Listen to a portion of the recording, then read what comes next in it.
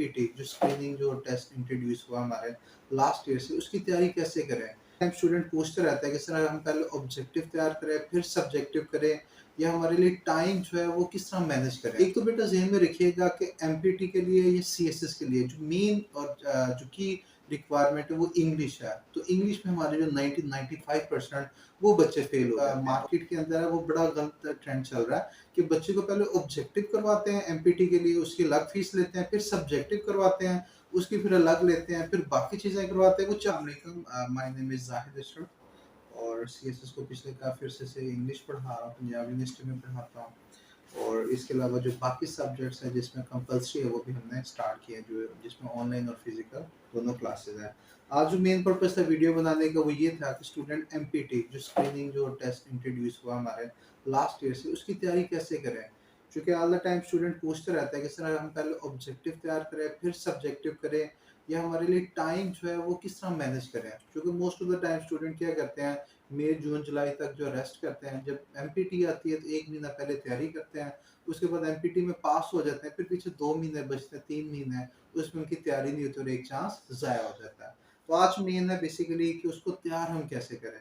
एक तो बेटा ज़हन में रखिएगा कि एमपीटी के लिए या सीएसएस के लिए जो मेन और जो की रिक्वायरमेंट है वो इंग्लिश है। तो इंग्लिश में हमारे जो 90-95% वो बच्चे फेल हो जाते हैं। और अगर आपने सीएसएस की तैयारी स्टार्ट करनी है तो आप बिल्कुल जनवरी के स्टार्ट में करें। जब भी आपका स्टार्ट ऑफ जैन होता है तो उसमें आप तैयारी करें। कम से कम जैन, फ़ेब, मार्च, अप्रैल 4 मंथ्स में आप इंग्लिश की अच्छी तैयारी करें। उसके बाद फिर आपके पास जो मई, जून, जुलाई 3 महीने हैं उसमें आप अपनी कंपल्सरी करें। देखिए एमपीटी के लिए जो मार्केट के अंदर है वो बड़ा गलत ट्रेंड चल रहा है कि बच्चे को पहले ऑब्जेक्टिव करवाते हैं एमपीटी के लिए, उसकी अलग फीस लेते हैं, फिर सब्जेक्टिव करवाते हैं, उसकी फिर अलग लेते हैं, फिर बाकी चीज़ें करवाते हैं, वो 4-4 फीसें ले लेते हैं। बेटा जो एमपीटी का सिलेबस है वो बेसिकली आपके जितने कंपल्सरी सब्जेक्ट्स हैं उसी का ही है। कंपल्सरी में आपकी इंग्लिश है, इस्लामियत है, पाक फेर है, जनरल नॉलेज है और जीएस है। तो आपको दोनों का अलग करने की ज़रूरत नहीं है। तो आप जो है अप्रैल तक इसकी तैयारी करें, इंग्लिश को आपको पूरा साल कंटिन्यू करना है।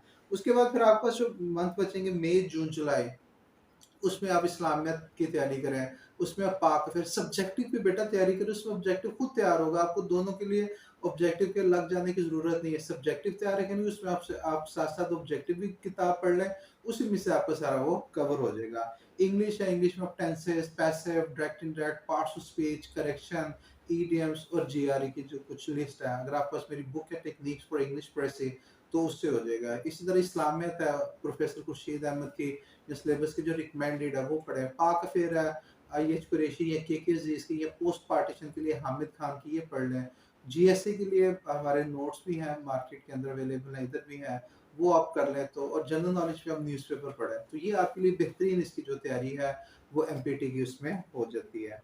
इसके अलावा ये भी बच्चे जो है वो पूछते हैं कि आगे हमने कंपल्सरी करनी है, अब इसके बाद करें। तो कंपल्सरी का जो मैंने बताया था मई, जून, जुलाई करना आपने क्या, सबसे पहले सिलेबस सामने रखना है, आपने सिलेबस की रिकमेंडेड बुक करनी है, प्लस उसके नोट्स बनाना है, और जब वो चीज़ कर लें, आखिर में सीएसएल के 5 से 6 सालों के पेपर हल करें।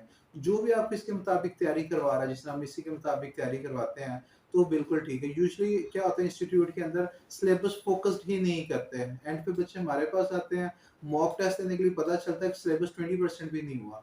तो जब भी आपने तैयारी करनी, कहीं पे भी करनी, सिलेबस प्लस उसकी एक रिकमेंडेड बुक, नोट्स, और उसके बाद सीएसएस के कम से कम 5, 6, 7 सालों के पेपर हल करें। तो ये सबसे जो है वो पास होने वाली स्ट्रैटेजी है।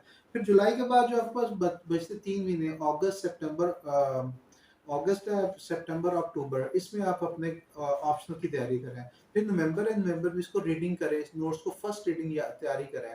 फिर दिसंबर और जनवरी है, उसमें आप सेकंड रीडिंग और प्लस मॉक टेस्ट, सिर्फ ये 2 महीने दिसंबर और जनवरी में सिर्फ मॉक टेस्ट हैं, और फेब के अंदर आप जो है पेपर में दो। फिर इंशाल्लाह जो है वो आपका, ये अक्सर बच्चे कहते हैं जी मैं 2 महीने में वो तैयारी की पास हो गए, 1 महीने में की पास हो गए, 15 दिन में, वो सारा झूठ होता है, वो झूठ का फलंदा है।